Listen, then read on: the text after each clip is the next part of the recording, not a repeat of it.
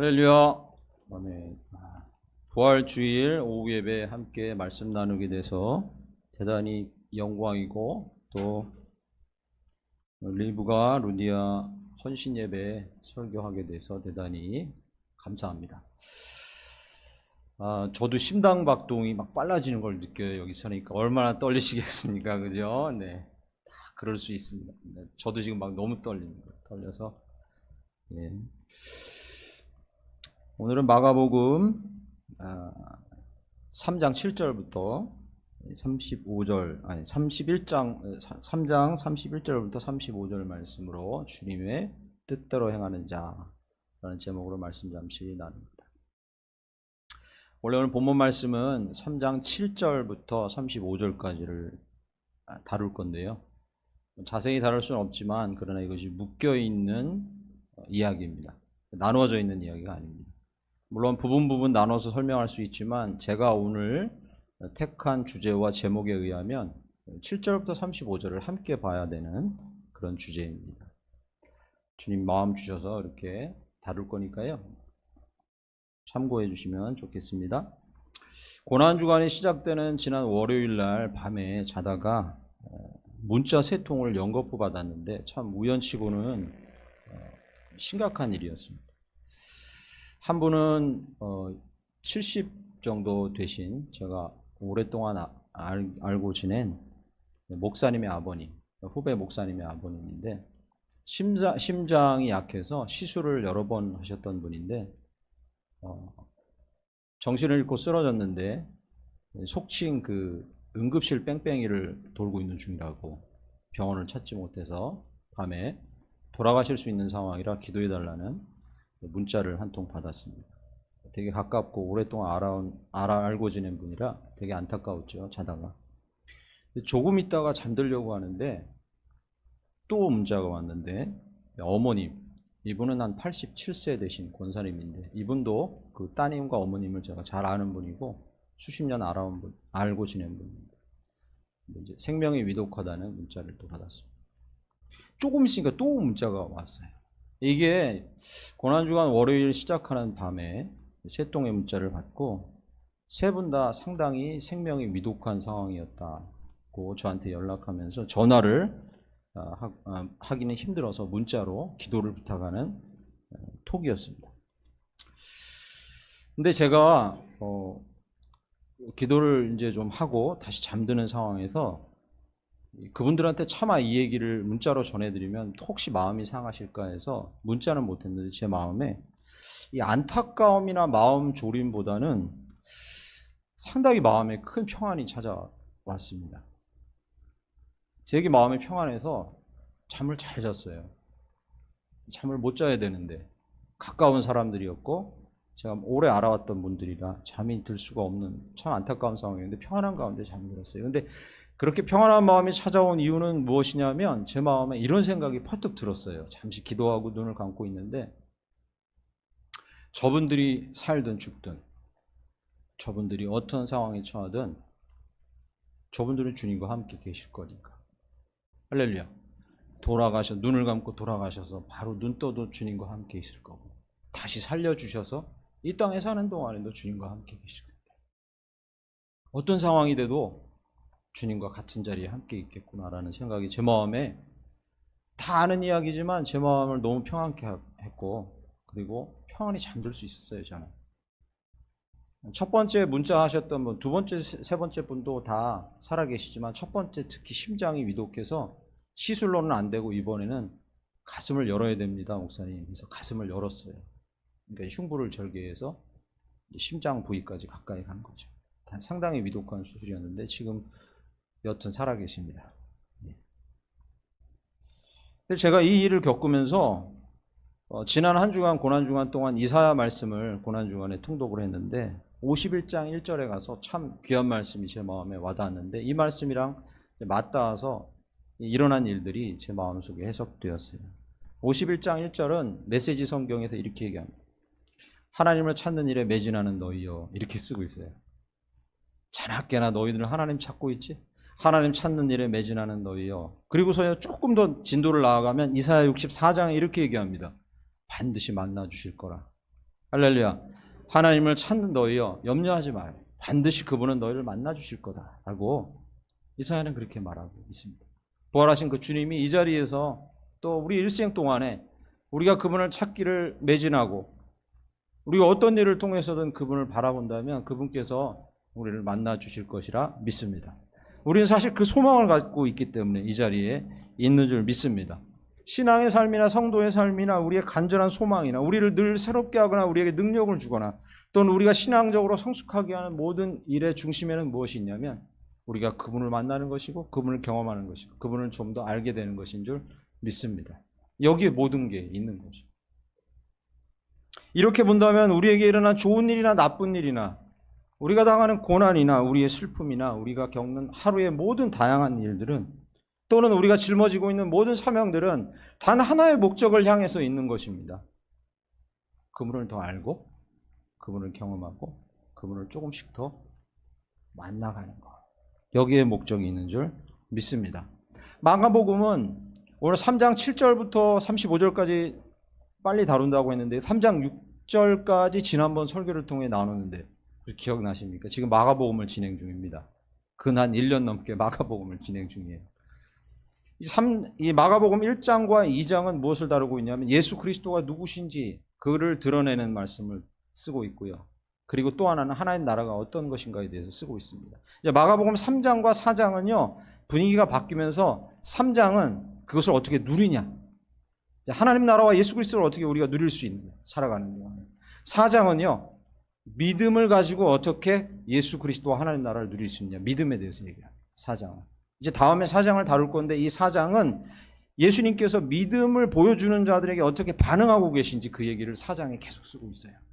그러니까 3장과 4장을 뭉뚱그려서 우리는 예수 그리스도와 하나님 나라, 현존하는 그 지금도 역사하는 그 예수 그리스도, 부활하신 예수 그리스도를 우리가 어떻게 만나고 경험하고 누릴 수 있는가에 대해서 쓰고 있어요. 그래서 오늘 3장은 전체를 통해서 하나님 나라 또 하나님을 경험하는 것에 대해서 이야기하고 있습니다. 잠시 그 얘기를 나누고자 합니다. 3장 7절부터 35절을 다 살펴봐야 되는데 짧게 정말 짧게 살펴보겠습니다. 이건요 하나의 주제를 향해서 이렇게 여러분 그거 아시죠? 농도가 옅은 것을 먹다가 음료를 먹더라도 망고 주스를 먹더라도 농도가 아주 옅은 걸 먹다가 진짜 망고 주스 드셔보시죠, 그죠? 진한 거. 네. 농도가 아주 옅은 오렌지 주스를 먹다가 막 가서 진한 거. 느낌 오시죠? 예, 된장찌개 아주 묽은 거, 이게 국인지 찌개인지 모르는 거 먹다가 진짜 백이 막 저기 강원도산 시커먼 된장찌개를 먹는 거.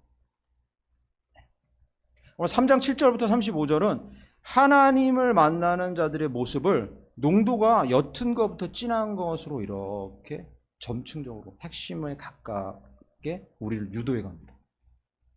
3장이 얘기해 주는 것이 그것입니다. 한번 살펴볼까요? 3장 성경책을 갖고 계시면 자막으로 다 띄울 수 없고 빨리 지나가니까요. 3장 7절에 보면 이렇게 써 있습니다. 7절과 8절에 7절에 큰 무리가 따른다 써 있고 8절에 많은 무리가 이렇게 써 있습니다. 확인하셨습니까? 네.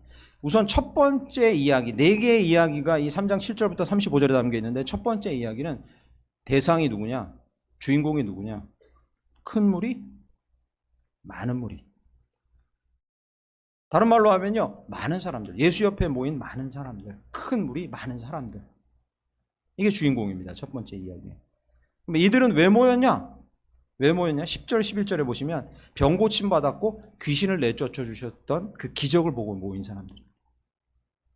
10절, 11절에 나와 있습니다. 우리는 어떻게 하나님을 경험합니까? 예, 우리의 외적인 기대를 충족시켜 주시고 우리의 기대를 저버리지 않고 응답해 주신 외적인 결과물을 보고 하나님을 만날 수도 있습니다. 이건 틀린 일은 아니고 잘못된 일 아니에요. 병 고치달라고 기도할 수 있습니다. 지난밤에도 저한테 권사님이 그래서 전화하신 거예요. 문자하신 거예요. 예, 병 고침을 위해 기도할 수 있습니다. 돈이 없어요? 필요한 것을 달라고 기도할 수 있습니다. 병이 낫기를 원합니까? 그것을 위해서 기도할 수 있습니다. 내 외적인 필요를 구할 수 있습니까? 그럴 수 있습니다. 예. 첫 번째 이야기는 그 이야기입니다. 그것을 통해서 하나님을 경험할 수 있고 알 수 있습니다. 물론 그렇게 할 수 있습니다. 그런데 9절 말씀 보시죠. 3장 9절. 예수께서 무리가 에워싸 미는 것을 피하기 위해서 12절 말씀, 예수께서 자기를 나타내지 말라고 많이 경고하시니라 얘기하십니다. 그것만은 아니라는 사인을 주고 계신 겁니다. 외적인 기대를 충족시켜 주세요. 네, 하나님은 그렇게 자신을 드러내 주십니다. 우린 경험할 수 있어요. 우리의 필요를 충족시켜 주십니다. 예, 그렇습니다. 그런데 그것만으로 경험할 수는 없습니다. 농도가 약간 얕아요. 농도가 옅은 신앙이죠. 그것만 가지고는 안 돼요. 왜요? 안 들어주시면 섭섭이가 찾아옵니다. 안 들어주시면 섭섭해요. 그렇게 간절히 기도했는데 안 들어주시면 마음이 어려워요. 아직은 농도가 좀 옅은 거예요. 마가복음 기자는요, 이것을 농도를 점점 짙게 하고 있어요. 두 번째 얘기는 13절부터 19절인데 13절 보시죠. 13절엔 누구냐면 주인공이 또 산에 오르사 자기가 원하는 자들을 부르시니 나온 자. 부르니까 나온 자들이에요. 14절에 보면 12를 세우셨으니 누굽니까? 제자들 12. 농도가 좀 짙어지죠. 크고 많은 무리에서 12제자로 짙어집니다. 이들은 왜 나왔고 무엇을 하고 있습니까? 14절 말씀 중간에 보면요, 이는 자기와 함께 있게 하시고 또 보내사 전도도 하며. 왜 나와 있습니까? 예수님과 함께 있고 훈련받고 일을 감당하기 위해, 사역을 감당하기 위해 거기 있습니다.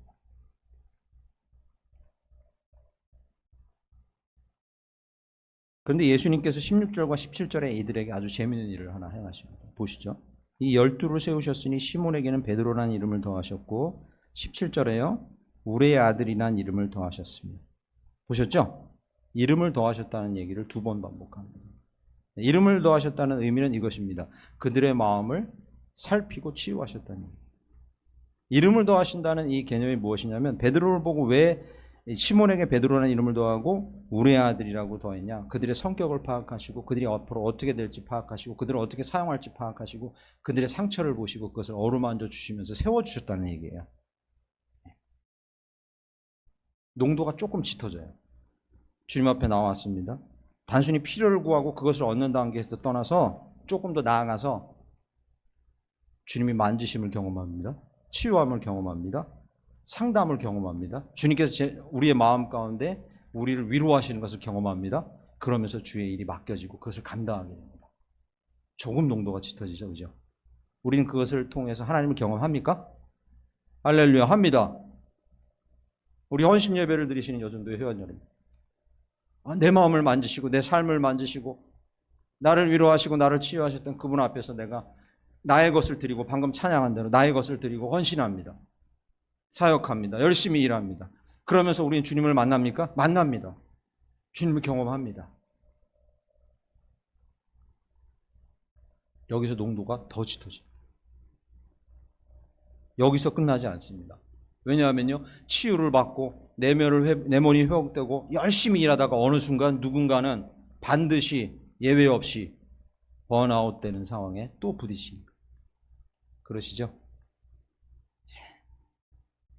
한 달, 2년 전에, 3년 전에 주님이 내 마음을 알아주셨어. 내 마음을 만지셨어. 나는 그분을 위해서 헌신하고 희생할 거야라고 막 부단히 노력하고 달려가는데, 그럼에도 불구하고 번아웃 되는 지점이 있고 또 쓰러집니다. 농도가 더 짙어야 된다고 말씀하십니다. 농도가 더 짙어지는 걸 볼 수 있어요. 20절부터 30절 말씀은 재밌는 얘기가 써 있습니다. 집에 들어가시니 무리가 다시 모임으로 식사할 겨를도 없는지라. 그 다음 21절에요. 예수의 친족들이 듣고 그를 붙들러 나오니라고 써 있습니다. 그죠? 사람의 범위가 어떻게 좁혀지는지 여러분 확인하십시오. 주의를 기울이세요. 7, 8절에 큰 무리, 큰 많은 사람에서 13절에요. 부르심을 쫓아온 자들, 제자들로 좁혀집니다. 그리고 이제 20절과 21절에 누구요?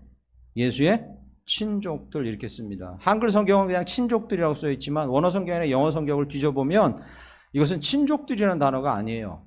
사촌들 의미하는 게 아닙니다. friend. 영어 성경은 많은 성경이 friend라고 번역합니다. 친구. 또 다른 영어 성경들은 뭐라고 번역하냐면 동료. 연합을 이룬 공동체. 예수와 오랫동안 다니고 함께 다녀서 연합을 이룬 공동체를 얘기해요. 사촌들 얘기하는 게 아닙니다. 그럴 수도 있지만요. 갖고 있는 뜻은 무엇이냐면 오랫동안 예수와 함께 다녀서 그와 연합을 이룬 공동체원들. 범위가 좁혀지죠.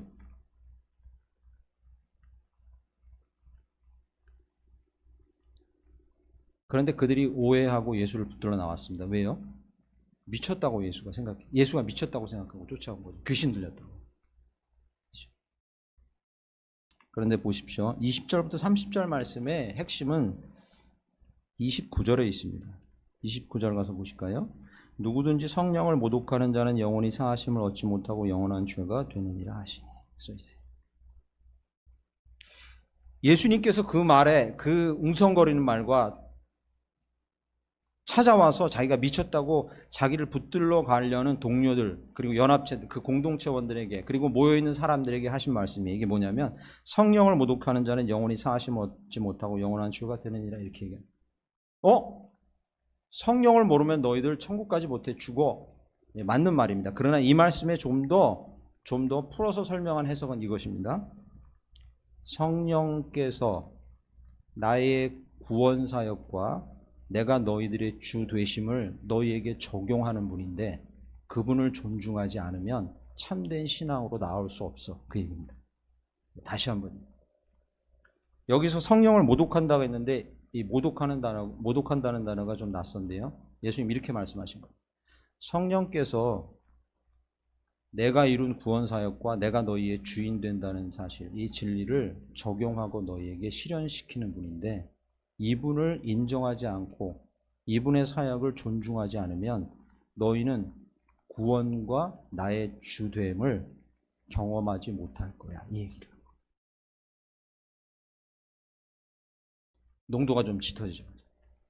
좀 더 짙어지고 있습니다. 외적인 것에 집중하고 하나님께서 필요를 채워주시는 것으로 하나님을 경험합니까? 주님을 경험합니까? 예, 그럴 수 있습니다. 근데 그것만으로는 안 됩니다. 좀 더 집중하고 농도가 짙어집니다.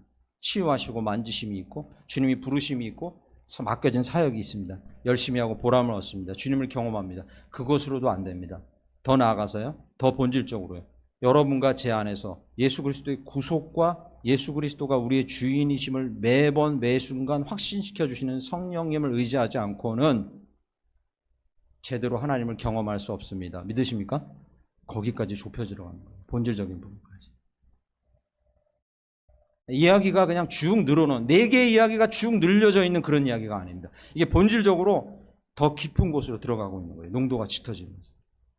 이제 마지막에 이릅니다. 이제 진짜 드릴 말씀은 여기서부터입니다. 이제 마지막에 이릅니다. 마지막 이야기가 무엇입니까? 31절에 오늘 읽은 말씀입니다.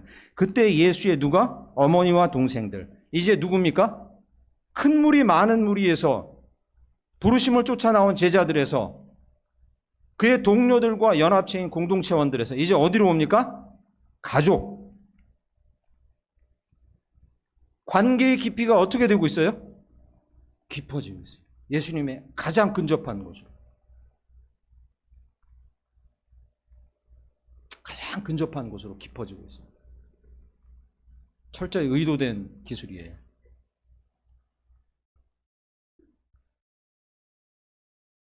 그런데 여기서 예수님께서 이렇게 말씀하신 겁니다.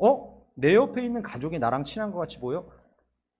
내가 가장 친근하고 친밀하게 느끼는 자, 즉 가족과 같은 자가 누군지 내가 다시 정의해 줄게. 그리고 35절에 말씀하십니다. 이게 이제 드릴 말씀인 거죠. 35절의 말씀 뭐라고 말씀하시죠? 함께 읽어보겠습니다. 시작. 누구든지 행하는 자가 할렐루야.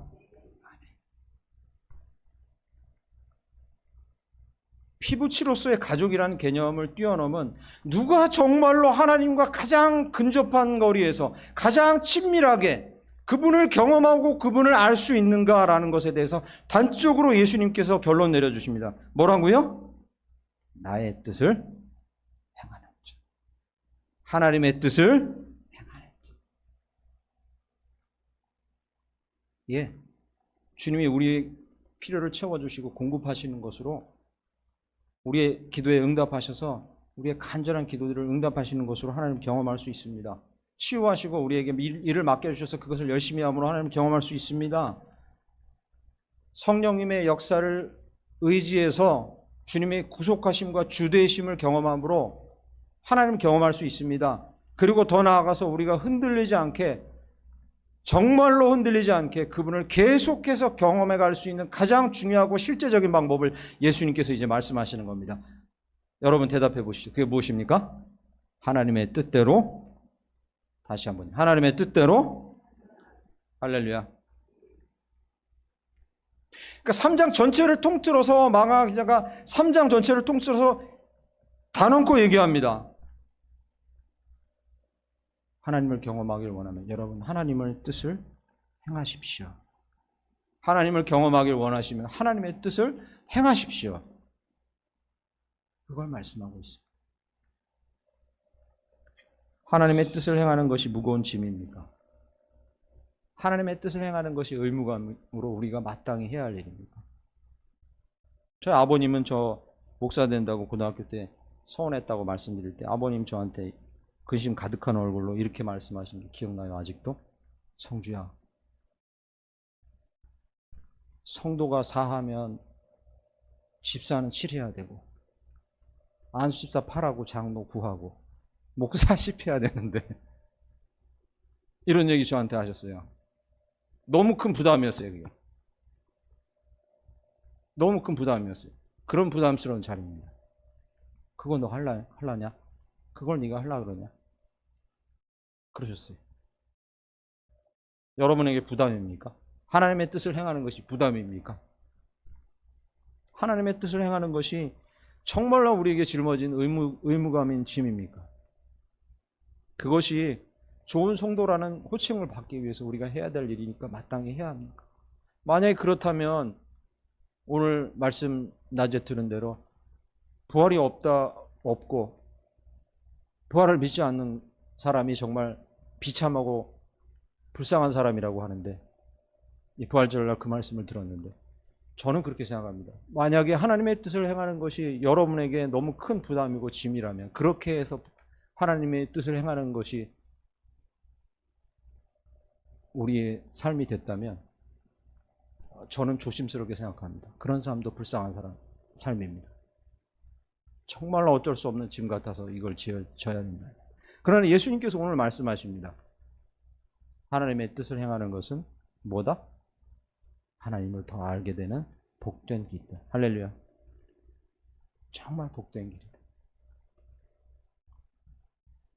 예수님은 자기의 행함과 가르침을 통해서 이 몸소 이 진리를 우리의 눈에 볼 수 있게 명확하게 보여주시고 그리고 십자가에 달리셨어요.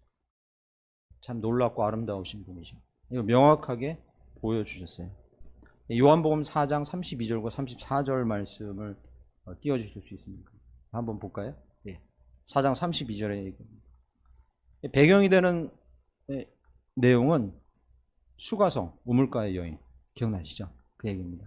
일이 다 마치고 나서요, 내게는 너희가 알지 못하는 먹을 양식이 있느니라. 제자들이 먹을 거 구하러 마을 갔다 돌아왔는데 예수님께서 수가성 여인과 이야기를 마치시고요, 계십니다. 먹을 걸 양식을 가지고 왔는데 너희가 알지 못하는 먹을 양식이 있느니라고 제자들에게 말하니까 제자들이 얘기합니다. 먹을 걸 누가 갖다 드렸나? 얘기합니다. 그러니까 4장 34절에 얘기하십니다. 보시죠. 예수께서 이르시되 나의 양식은, 그 다음 함께 읽어보겠습니다. 시작. 나를 보내신 이의 뜻을 행하며 그의 일을 온전히 이루니. 할렐루야. 예수님 말씀하십니다. 보세요. 나의 양식은 나를 보내신 이의 뜻을 행하며 그 일을 온전히 이루는 이것입니다. 이 성경을 거꾸로 보겠습니다.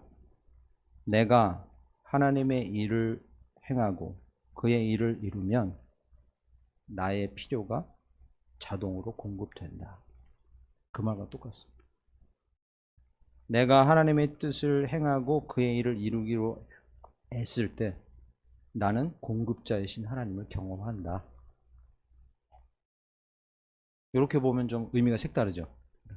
내가 하나님의 뜻을 행하는 이 순간 나는 공급자인 하나님을 경험한다.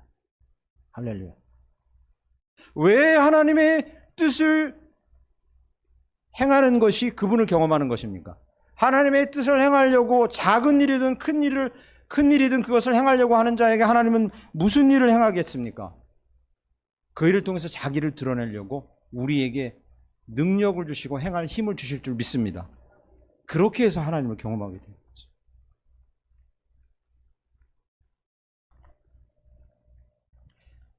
청년 DTS 강의를 지난주에 재정 강의를 첫 번째 했고 5월 첫 주에 재정 강의 두 번째 마지막 강의를 합니다. 돈을 어떻게 운용하는가에 대해서 청년들에게 중요한 것 같아서 재정 강의를 이제 합니다. 다음 시간에 나올 얘기인데 여긴 청년이 없으니까 그죠? 청년 없네요. 네, 미리 한 가지 말씀드립니다. 가정에서 재정을 운영하실 때 수입을 계산하고 지출을 계산하지 않습니다. 기독교에는 그렇게 하지 않으셨으면 좋겠어요. 지출을 먼저 짜고 수입을 위해 기도합니다. 지출을 먼저 짜고요. 수입을 위해 기도합니다. 반드시 그렇게 하라고 강요드리는 거 아닙니다. 너무 심각한 얼굴로 보지 마십시오. 강요하는 건 아닙니다. 하시고 싶으면 하세요. 지출을 짠다? 어떻게 해요? 무엇이 하나님의 우선이고 무엇이 성경적으로 내가 돈을 써야 되는 원칙인지 그 원칙을 짠다는 얘기입니다. 돈의 규모를 확정한다는 얘기가 아니라. 그러다 보면 내가 벌어들이는 수익과 어긋날 수 있어요. 멈출 수 있죠. 그래도 짜 놓으십시오. 그리고 맨 윗부분에 당연히 기독교인은 주로 뭐가 있겠습니까? 주님을 위해 행해야 될 일들을 위해 뛰어난 부분들이 있겠죠. 그죠? 주로 그것 때문에 넘치겠죠, 돈이. 그러면 그런 다음에 수입을 놓고 내가 버는 돈은 이거밖에 없습니다. 그런데 주님이 마음 주셔서 이런 지출을 짰는데 어떻게 합니까? 라고 기도하면 하나님께서 그렇게 지출을 짜고 그렇게 행하기로 순종한 여러분에게 어떻게 행하시겠습니까? 그분이 공급자인 것을 가르쳐 주실 줄 믿습니다. 오늘 예수의 고백처럼 그런 거죠.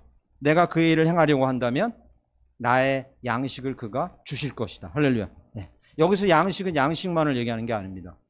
나의 필요를 얘기하는 거죠. 내 건강을 얘기하는 거죠. 내가 감당할 만한 능력을 얘기하는 거죠.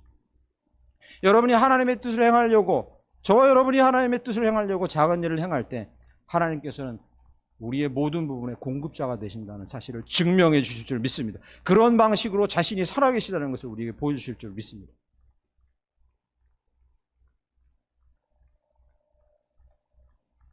누가복음 22장 42절 말씀을 잠깐 띄워주시죠. 이번 주에 묵상하셨던 말씀일 겁니다. 고난주간의 대표적인 말씀이죠. 이르시되 아버지여 만일 아버지의 뜻이거든 이 잔을 내게서 옮기시옵소서. 그러나 내 원대로 마시옵고 그 다음에 함께를 보겠습니다. 시작. 아버지의 원대로 되기를 원하나이다 하시니. 아멘. 예수님의 눈물의 기도였죠. 십자가 지시기 직전에. 근데 여러분 아실 겁니다. 예수님의 이 기도가 편안한 마음으로 이렇게 한 기도가 아닙니다. 주님 뜻대로 되기를 원합니다. 내 앞에 길이 A, B, C, D 있는데 저는 어떤 길인지 모르겠어요. 어떤 길이든 주님 뜻대로 되기를 원합니다. 이런 기도가 아니라는 걸 여러분 아십니다. 이 누가복음 22장 42절의 기도는 그런 기도가 아닙니다. 그러면 어떤 기도입니까? 주님의 뜻은 이미 알고 있습니다. 예수님이 이미 알고 계셨어요. 예수님은 하나님께서 무엇을 원하시는지 이미 알고 드리는 기도입니다. 그러니까 이 기도는 어떤 길이든 주께서 원하시는 길로 인도해 주시길 원합니다라는 편안한 기도가 아닙니다. 마음에 피눈물이 맺히는 기도를 하고 제자들을 위해서, 그리고 가능하면 인간적인 마음으로도 이 극심한 고통을 비껴주실 수 있는 길이 있으면 제가 그렇게 되기를 원하지만 그런 길이 없다는 걸 잘 압니다. 그러면 왜 이 기도를 드렸겠습니까? 주님, 정말 평안하고 기쁜 마음, 이 길을 감내할 수 있도록 육신은 고달프고 힘들겠지만 평안한 마음을 제 마음에 주십시오. 그래서 감당할 수 있도록 제가 해 주십시오라는 기도겠죠. ABC 중에 고르는 기도가 아닙니다. 그런 기도겠죠. 그렇지 않겠습니까? 주님 뜻대로 행하는 자라고 설교 제목을 정했는데 주님 뜻이 뭔가에 궁금해하시는 분들이 많을 거예요. 성도라면 당연히 그렇습니다. 목사님 주님 뜻이 무엇입니까? 내 인생을 향한 주님 뜻이 무엇입니까? 내 1년을 향한 10년을 향한 오늘을 향한 주님 뜻이 무엇입니까? 라는 궁금증이 많은 분들이 계실 거예요. 그러나 여러분, 저와 여러분의 생각만큼 주님의 뜻을 저희가 모르지 않습니다. 저희는 저희가 인식하는 것보다 주님 뜻을 너무나도 많이 알고 있습니다. 주님은 사랑하라 하신 줄 믿습니다. 원수도 사랑하라 하신 줄 믿습니다. 주님은 정직하라고 하신 줄 믿습니다. 공의를 세우라고 하신 줄 믿습니다. 그죠?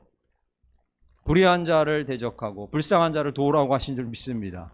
매일매일 설교 듣고 묵상하는 도중에도 주님 뜻은 하루에도 몇 개씩 우리의 마음에 와서 박힙니다. 그런데 문제는 무엇이냐면 아는데 그것을 할 수 없고 하기 싫고 내 능력 밖이라고 생각하고 고민하고 갈등하고 요동치는 우리 마음이 문제인 겁니다. 방금 전에 뭐라고 말씀드렸습니까? 하나님을 아는 가장 좋은 길이고 확실하고 계속 실천해서 누려야 될 가장 실제적인 길이 뭐라고 오늘 본문 말씀에서 계속해서 농도를 짙게 하면서 말씀하고 계시다고? 방금 뭐라고 말씀드렸습니까? 하나님을 아는 길은 하나님의 뜻을 행하는 것. 그리고 우리는 하나님의 많은 뜻을 이미 알고 있습니다.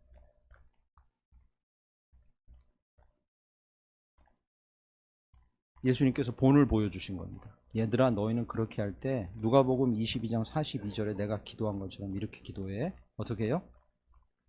주님, 제가 짊어져야 될 잔이나 제가 감당해야 할 일들을 제가 아는데 하기가 싫습니다. 내 능력 밖이라고 생각됩니다.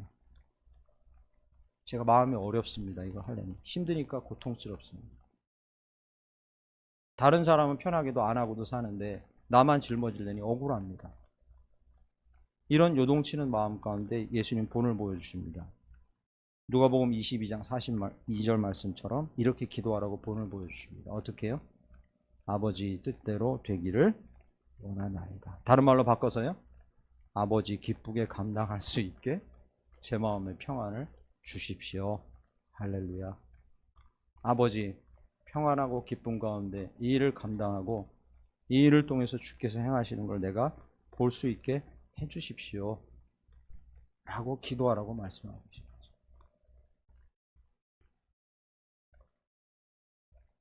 마지막으로 하나만 더 보겠습니다. 마태복음 7장 24절에서 25절 말씀입니다. 저희가 잘 아는 말씀입니다. 그러므로 누구든지 나의 말을 듣고 행하는 자는 그 다음에 뭐라고 써있죠? 시작. 그 집을 반석 위에 지은 지혜로운 사람 같으리니. 거기까지요. 하나님의 뜻을 행하는 자는 하나님이 공급자이심을 경험하는 줄 믿습니다. 방금 살펴봅니다. 하나님의 뜻을 행하는 자는요, 하나님께서 마음에 평안을 주셔서 그의 뜻을 순종할 수 있도록 하시는 하나님을 경험하는 자인 줄 믿습니다. 그 공급자인 하나님과 평안을 주시는 하나님을 경험하다 보면 이제 마태복음 7장 24절과 25절에 이르게 됩니다. 아, 그분의 뜻대로 행해야 흔들림이 없구나. 그분의 뜻대로 행해야 그분을 더 잘 알게 되고 그분을 더 잘 알아야 어떤 상황에서 이제 흔들림이 없겠구나라는 것을 우리가 알게 됩니다. 사랑하는 성도 여러분, 특별히 오늘 헌신 예배를 드리는 전도의 회원 여러분, 주님 뜻대로 행하셔서 주님이 공급자이심을 살아가는 동안에 계속 경험하시길 간절히 축원합니다. 그분이 우리가 어렵다고 느껴지는 일도 마음의 평안과 확신을 주셔서 너끈히 감당하게 하실 분임을 경험하시길 간절히 축원합니다. 그래서 그분이 우리의 그런 순종을 통한 하나님의 경험이 쌓여서 흔들리지 않는 신앙으로 우리의 신앙을 굳건하게 해주실 분임을 신뢰하시고 경험하시길 간절히 축원합니다. 지난 한 주간 저는 이 로베르트 발저라는 이름이 특이해요. 로베르트 발저.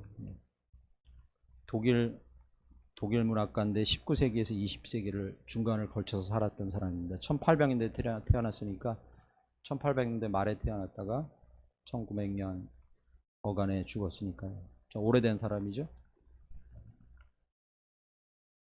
아주 독특한 책이 출간됐다 그래서 한 단어를 듣고 이 책을 선택해서 읽었습니다. 제법 얇은 책인데 아주 난해한 책인데 그러나 아주 유익한 책입니다. 이 책을 소개하는 글에서 이 로베르트 발저라는 사람이 평생 살아가면서 주장한 내용과 자신의 삶은 그렇게 살았으면 좋겠다고 한 내용을 얘기하는 한 단어가 무엇이냐면요, 하인 정신입니다. 독특하죠? 하인 정신이랍니다. 하인은 저희가 아는 그 하인입니다. 귀족이 있고 주인이 있고 그 하인. 그러니까 그 단어를 딱 듣고 그 하인 정신으로 평생을 살아갔다는데 이 사람은 어떻게 도대체 하인 정신을 가지고 평생을 살아갔을까 궁금증이 생겼습니다. 그래서 그 책을 사서 읽어보게 됐죠.